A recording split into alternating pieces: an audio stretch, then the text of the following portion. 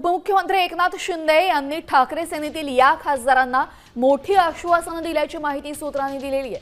मतदारसंघात मुबलक निधी देण्याचं शिंदेंकडून आश्वासन देण्यात आलेलं आहे। 2029 मध्ये खासदाराला तिकीट देण्याचं शिंदेंकडून आश्वासन देण्यात आलं असून मराठवाड्यातील एका खासदाराला मंत्रीपद देण्याचं आश्वासन मिळाल्याची चर्चा आहे। आपण पाहतोय ठाकरे सेनेचे 6 खासदार सध्या शिंदेंच्या गळाला लागलेले आहेत आणि मोठी आश्वासनं उपमुख्यमंत्री एकनाथ शिंदे यांनी या सर्व खासदारांना दिल्याचं समजतंय। आपल्या मतदारसंघामध्ये मुबलक निधी मिळेल यासह मराठवाड्यातील एका खासदाराला चक्क मंत्रिपदाचं केंद्रीय राज्यमंत्रीपदाचं यावेळेस आश्वासन देण्यात आलेलं आहे। मतदारसंघामध्ये निधीसह ही आश्वासनं देण्यात आलेली आहेत। याचा 2029 मध्ये सुद्धा तिकीट देण्याचं आश्वासन देण्यात आलेलं आहे। उपमुख्यमंत्री एकनाथ शिंदे यांनी ठाकरे सेनेतील या खासदारांना मोठी आश्वासनं दिल्याची माहिती सूत्रांनी दिलेली आहे।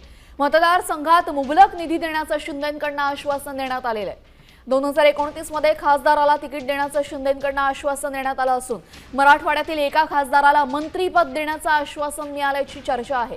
आपण पाहतोय ठाकरे सेनेचे 6 खासदार सध्या शिंदेंच्या गळाला लागलेले आहेत आणि मोठी आश्वासनं उपमुख्यमंत्री एकनाथ शिंदे यांनी या सर्व खासदारांना दिल्याचं समजतंय। आपल्या मतदारसंघामध्ये मुबलक निधी मिळेल यासह मराठवाड्यातील एका खासदाराला चक्क मंत्रिपदाचं केंद्रीय राज्यमंत्रीपदाचं यावेळेस आश्वासन देण्यात आलेलं आहे। मतदारसंघामध्ये निधीसह ही आश्वासनं देण्यात आलेली आहेत। याचा 2029 मध्ये सुद्धा तिकीट देण्याचं आश्वासन देण्यात आलेलं आहे।